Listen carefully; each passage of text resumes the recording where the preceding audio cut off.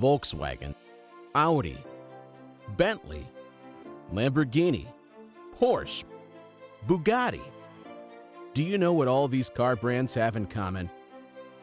Well, they are all owned by Volkswagen Group. Volkswagen Group was the world's largest automaker by sales from 2016 to 2019, selling around 11 million vehicles all around the globe.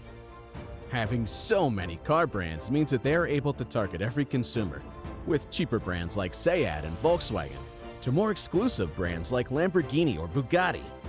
However, it also means that their operations are a lot more complex, and that every other automaker is their direct competitor. This has forced Volkswagen to focus on providing high quality in the form of very long-lasting, reliable cars to create an advantage over the rest of the industry. However, Volkswagen did not have an easy journey to become the giant it is today. So let's dive into how they managed to become the leader of one of the most competitive industries in the world.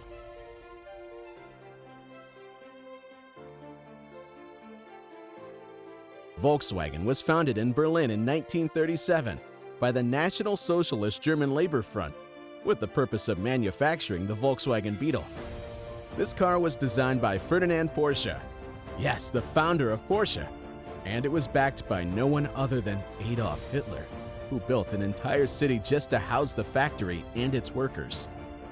However, this first Volkswagen plant had to stop producing Beetle cars when the Second World War started, and instead started producing military vehicles. After the war ended, the British Army used the factory for war reparations, and then tried to sell it to other British car manufacturers, but they all rejected the offer.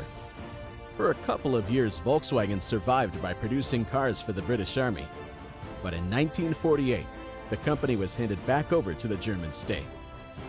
From there, production of the Type 60 Volkswagen started slowly due to the lack of raw materials, but production grew rapidly in the 1950s and 1960s with the introduction of 5 new car models.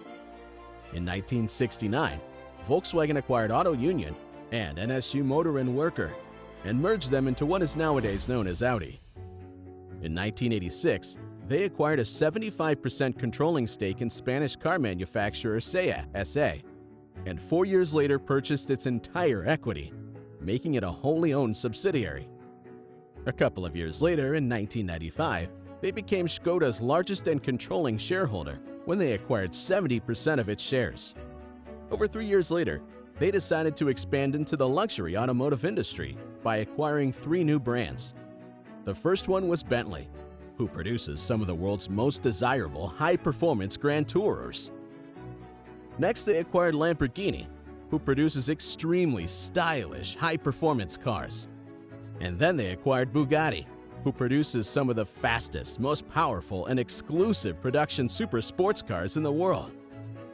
By the start of the 2000s, Volkswagen had already positioned themselves as one of the major players in the automotive sector and was serving both sides of the spectrum, from cheaper cars with SEAT and the most luxurious cars with Bugatti and Lamborghini. However, their best strategic move would not take place until 2014, when they merged with Porsche AG, which has become one of the world's most profitable car brands nowadays.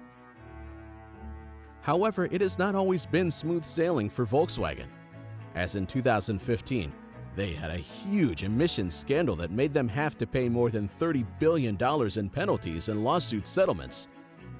The U.S. Environmental Protection Agency discovered that all diesel models sold in the U.S. from 2009 to 2015 had a defeat device installed in them.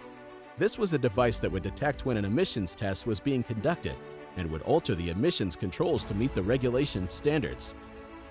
However, they got caught, and the EPA discovered that after the tests, the car's emissions would jump up from 35 to 40 times regulatory levels. It was discovered that around 11 million cars worldwide had these devices installed, and they were forced to pay the staggering $30 billion in fines.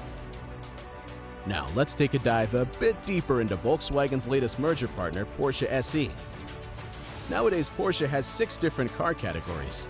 The categories are the Porsche 718, the smallest model in the family, the Porsche 911, the most popular model in the company's history, the Porsche Taycan, the company's first ever fully electric vehicle, the Porsche Panamera, one of the company's most elegant models, the Porsche Macan, the company's best-selling and most profitable model, and finally the Porsche Cayenne, the biggest model in the family. Each of these categories has different models and configurations. For example, the Porsche 911 has Carrera models, Targa models, Turbo models, and even the Porsche 911 GT3 RS, which, starting at $225,000, is considered by many the best track day car on the market. Now, even though they have these 6 categories, the Porsche 911 is the company's crown jewel, as in 2019 it accounted for nearly 30% of Porsche's total earnings, even though it made up only 11% of the company's sales. Since its creation right before the Second World War, Volkswagen has faced many challenges, such as surviving the war and the Allied occupation, and even having to pay $30 billion in penalties and lawsuit settlements. However, they still managed to become one of the world's largest automakers by sales over the last 15 years. The 2 biggest factors attributed to their huge success are their ability to adapt to consumers' changing preferences and being able to identify and acquire amazing companies, which allow them to have a stronger position in the market. What has surprised you the most about Volkswagen Group? Did you know it owned all these brands, including Lamborghini and Bugatti? Let us know in the comments below. Thank you for watching.